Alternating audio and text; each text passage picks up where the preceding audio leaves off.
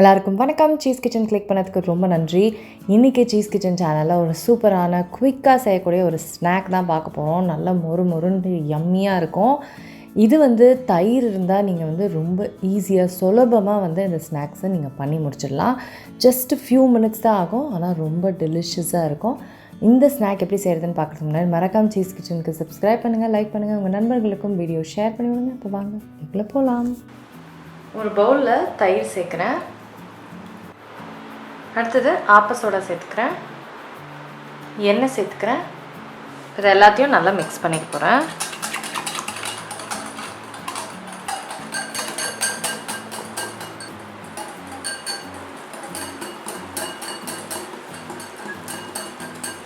அரிசி மாவு 1 கப்பு, அப்புறம் மைதா சேர்க்குறேன். இதை இப்போ மிக்ஸ் பண்ணிக்கிறேன்.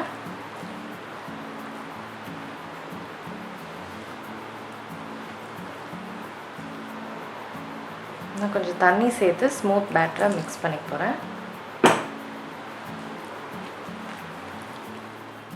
ஸோ நல்லா ஸ்மூத் பேட்டராக மிக்ஸ் பண்ணியாச்சு. இப்போ இதில் சீரகம் சேர்க்குறேன்,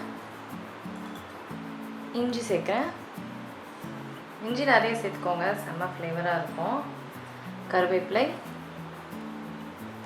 கொத்தமல்லி,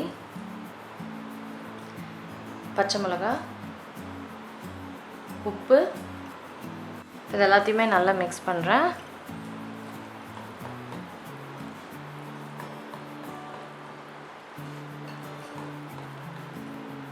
நல்லா மிக்ஸ் பண்ணியாச்சு.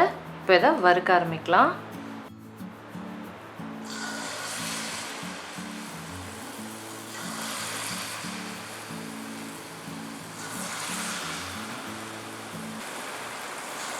நல்லா சூப்பராக மேலே உப்பி வருது பாருங்கள்.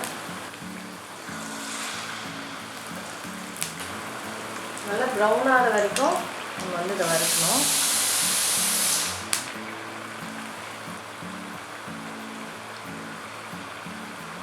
சூப்பராக ப்ரௌன் ஆகிடுச்சு. ஸோ அவ்வளோதாங்க, ஸ்நாக் முடிஞ்சிருச்சு. பயங்கர டெலிஷியஸாக இருக்கும். கண்டிப்பாக ட்ரை பண்ணி பாருங்கள். இது தேங்காய் சட்னிக்கு இல்லை கார சட்னிக்கு ரொம்ப சூப்பராக இருக்கும். கண்டிப்பாக ட்ரை பண்ணி பாருங்கள். நான் உங்களை சீக்கிரமாக அடுத்த வீட்டில் சந்திக்கிறேன். வணக்கம். இருங்க எங்கே போகிறீங்க? இந்த 2 வீடியோஸும் கண்டிப்பாக உங்களுக்கு பிடிக்கும். கிளிக் பண்ணி பாருங்கள்.